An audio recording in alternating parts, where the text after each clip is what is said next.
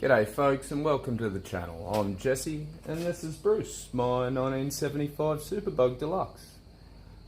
I've had Bruce for about 5 or 6 months now. I've probably only done about 4,000 kilometres in him. That was enough to work out that there was a little bit of work needed. Just, you know, things are 45 years old now. It's time for new bushes, ball joints, tie rods and more power. So I ordered a massive pile of parts, and Bruce has now been in the shed for about 2 weeks, getting work when I can get around to it, and hopefully only another week or two off being back on the road. So I'll do a bit of a tour, just a quick one, because it's as you can see, night time and New Year's Eve 2020 going into 2021. So hopefully that's going to be better than the last one. Anyway. So, thanks to popular demand and some much needed motivation from friends recently, I've decided this year's the year for Bruce to be on YouTube and on the road. Anyway, I'll get into the tour and then maybe we might have some time to do a little bit of work on Bruce's engine. See how we go. Rightio, as previously mentioned, Bruce is a 1975 Superbug Deluxe. He's Australian built, as were almost all Beetles that are in Australia. Now, being a Superbug, he has the IRS suspension as opposed to the crazy swing axle design suspension the earlier Bugs has. He has a bit nicer trimmed interior with a black plastic padded dash. He has, which is much different to having it just a lump of steel. He has a curved windscreen. He has McPherson front suspension, rake and pinion steering with a larger frunk, a little bit more space inside. Disc brake front end on these bugs, on the Superbugs. So a quick look inside. Bruce's interior is in quite good condition for being 45 years old. The seat's cleaned up nicely with minimal fuss. The back seat's in quite good condition as well. Of course, the 40 horse bug in the back. So Bruce is reading 79,000 miles. How original or whether that it has been around the clock, that's not for me to know, and I don't particularly care because everything's about to be brand new. So the engine originally would have been a 1600 twin point, putting out about 60 to 65 horsepower. Not much, but when your car doesn't weigh much over, 700 odd kilos, you're quite alright. Now this engine is not the 1600, it is a HCase 1500 single port motor. It was replaced quite a few years back, and for all intensive purposes it goes quite well. It's quite strong and quite torquey. I've fitted a Bosch 009 electronic distributor. I've fitted a 30 pick 3 carby, which is a standard Volkswagen style carby, and a set of stainless steel EMPI extractors and sidewinder exhaust. Also the stainless J pipes to replace the original heater boxes. We've got a brand new clutch on the back already fitted. Yeah, so tonight, what I've got to do, I'm going to do a quick video. We'll fit the brand new fuel pump. We'll give the intake manifold a go. And if we've got enough time, we'll try the fan shroud. Anyway, I'll pop you on the other camera on a tripod and see how we go. Cheers. Rightio folks, time for the fuel pump. For this, you'll need on fuel pump 2 gaskets. Keep them clean, don't get them covered in grit. Don't get any dirt in that, of course. There's a chance we may need some emery paper. We'll need a flat blade screwdriver. And we'll need a 13mm spanner. Ratchet spanner preferred because,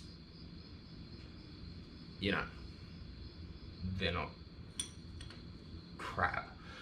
Anyway, off comes the old. They are a stud, so don't go hell for leather on them. If they are stuck, soak them with something. Always remember to keep everything close, handy, clean, and ready to go back on when needed.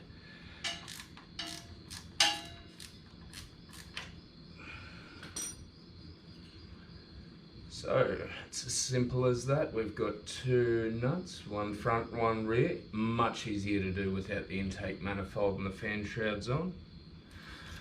Probably should have taken the fuel line off first, but no biggie.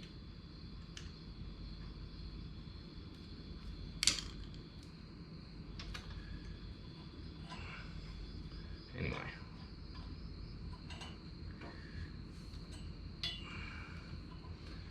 There we have it, our old fuel pump. A little bit of gunk, a little bit of wear. Just check to make sure the new one looks like it's going to swap in nice. I reckon that looks good.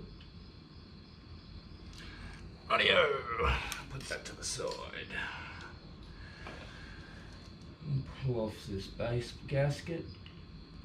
Remembering that the gasket that's filled out does not have the hole through the centre of it, is the one to go to the top closest to the fuel pump. That's a tricky one. So there's that. Now, one thing to check, make sure that your push rod for your fuel pump pops up and down easily, isn't, you know, there's no specific damage on it, it's still flat and smooth, it hasn't got any big gouges out of it, the other end's still in good nick. Doesn't look like there's any big deposits of stuff on this. I will give it a little tiny clean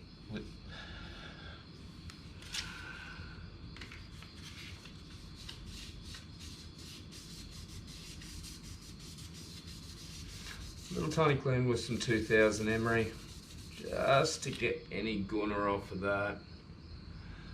That looks better already.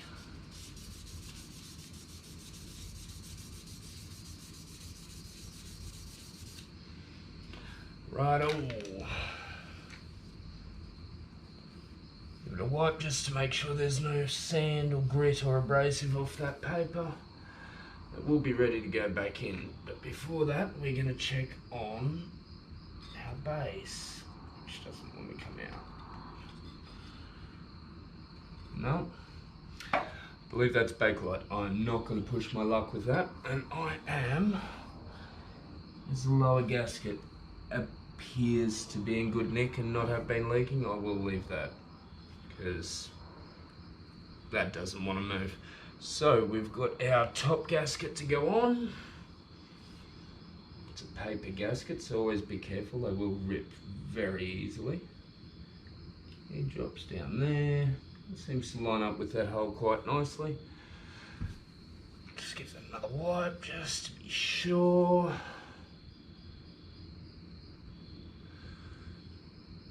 Put him in.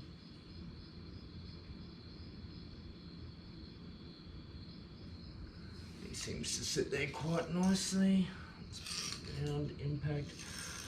Now you might have noticed I hadn't really paid much attention to the way that was facing up. Now, yeah, it does have to go the correct way. I'm putting it back in the correct way, which, as you can see by the wear on this, I think you can see in that, it is worn to the size of that end of the push rod, not to the small point.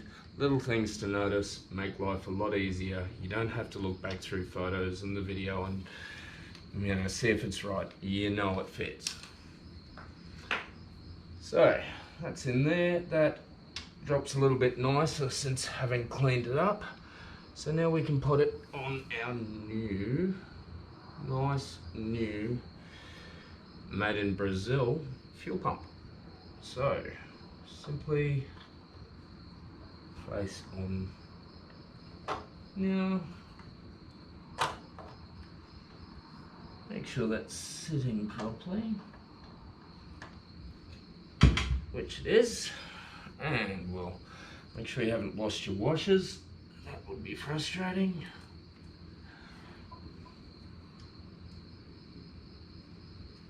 And tighten them down, I guess finger tight.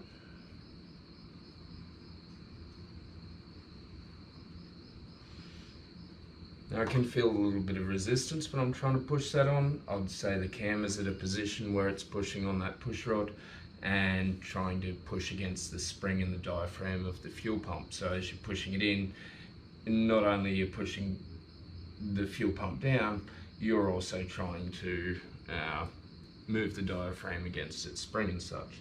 So you will feel a little bit of resistance there. If it's difficult to push down, get stuck or anything like that, take it out, have a look, see what the issue is.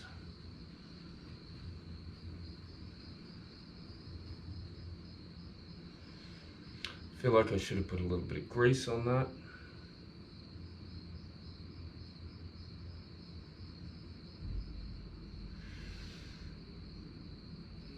I can't remember ever seeing any in any videos where they've been done, so I think it should be okay.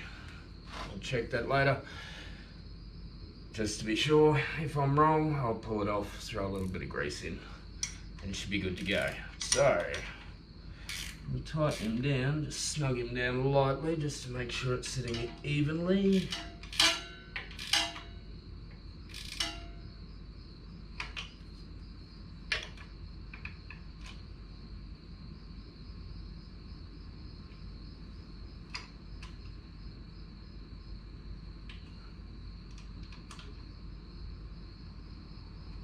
Righto, one fuel pump. Won't be putting that fuel line back on because I am going to change to all new fuel lines once this goes in, because Volkswagen. Okay, so what's next on the agenda? Once our new fuel pump done, all I've got left to do is block the ends off so nothing can get in there overnight. I think I'll leave the intake manifold, fan shroud, tinware and such till tomorrow morning. It's now 12:15, New Year's Eve 2020, so I guess I'll see you tomorrow. Cheers.